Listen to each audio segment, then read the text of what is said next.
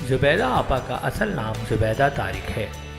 زبیدہ آپا 4 اپریل 1945 کو ریاست حیدرآباد، متحدہ ہندوستان میں پیدا ہوئی۔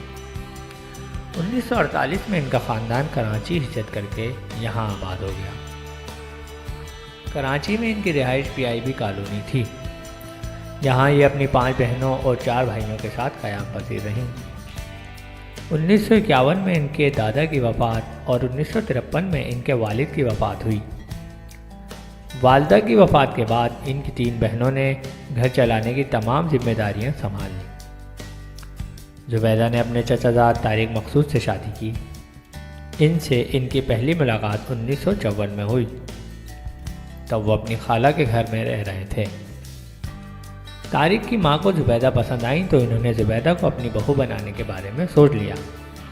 پھر 1966 میں زبیدہ اور طارق کی شادی ہو گئی۔ جب شادی کا فیصلہ کیا گیا تھا، زبیدہ جمشید روڈ کراچی میں رہتی تھی۔ شادی کے وقت ان کی عمر 21 سال تھی۔ زبیدہ کی اولاد میں ان کی ایک بیٹی شاہا طارق اور ایک بیٹا حسین طارق ہے۔ ان کے خاندان کا تعلق حیدرآباد برطانوی ہند سے تھا، جو تقسیم کے بعد کراچی بن گیا تھا۔ زبیدہ کی پیدائش ایک ممتاز اردو بولنے والے خاندان میں ہوئی، جو ادبی دانشوری اور فنون کے حوالے سے ممتاز حیثیت رکھتا ہے۔ ان کے والدہ کے چچا نواب بہادر یار جنگ بر صغیر کی قوم پرست شخصیت تھے، جن کا تحریک پاکستان میں بہت اہم کردار ہے۔ ان کے 10 دیگر بہن بھائی ہیں۔ ان میں سے کچھ مشہور ہوئے جیسے فاطمہ ثریا بجیا، ایک اردو ناول نگار اور ڈرامہ نگار، زہرا نگار، ایک اردو شاعرہ، اور ان کے بھائی انور مقصود، جو معروف مزاح نگار، مصنف اور TV میزبان ہیں۔ انور مقصود کا ایک بیٹا بلال مقصود ہے، جو گائک اور گٹار نواز ہے، جس کا ایک پاپ راک بینڈ اسٹرنگز ہے۔ بلال مقصود رشتے میں زبیدہ آپا کے بھتیجے لگتے ہیں۔ زبیدہ طارق نے ARY ڈیجیٹل کے لیے 1.5 سال کام کیا۔ اس دوران میں ساجد حسین کے ساتھ مل کر 120 پروگرام کیے۔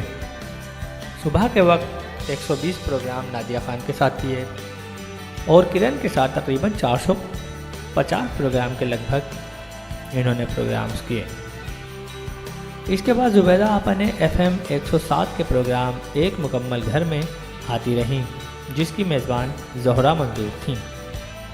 اس کے علاوہ کچن میجک کے نام سے باورچی خانے سے متعلق 200 پروگرام کیے۔ جیو TV پر ایک پروگرام آج کے بھاؤ کیا۔ مزید انہوں نے مسالہ TV کے پروگرام ہانڈی میں بھی کام کیا۔ اس مشہور پروگرام کی 1000 سے زیادہ قسطیں نشر ہو چکی ہیں۔ زبیدہ طارق کو ریشہ کی بیماری لاحق ہو گئی تھی، جس سے ان کی صحت گرتی رہی۔ انہوں نے 2011 میں اسی متعلق ایک مضمون شائع کیا اور اسی موضوع پر ایک کتاب بھی شائع کی۔ دل کی دھڑکن بند ہونے کی وجہ سے وہ 4 اور 5 جنوری 2018 کی درمیانی شب وفات پا گئیں اور DHA کراچی میں سلطان مسجد میں ان کی نماز جنازہ ادا کی گئی۔ یہاں سے زبیدہ آپا اپنے ہزاروں چاہنے والوں کو روتا چھوڑ کر اپنے سفر آخرت کی طرف سدھاریں۔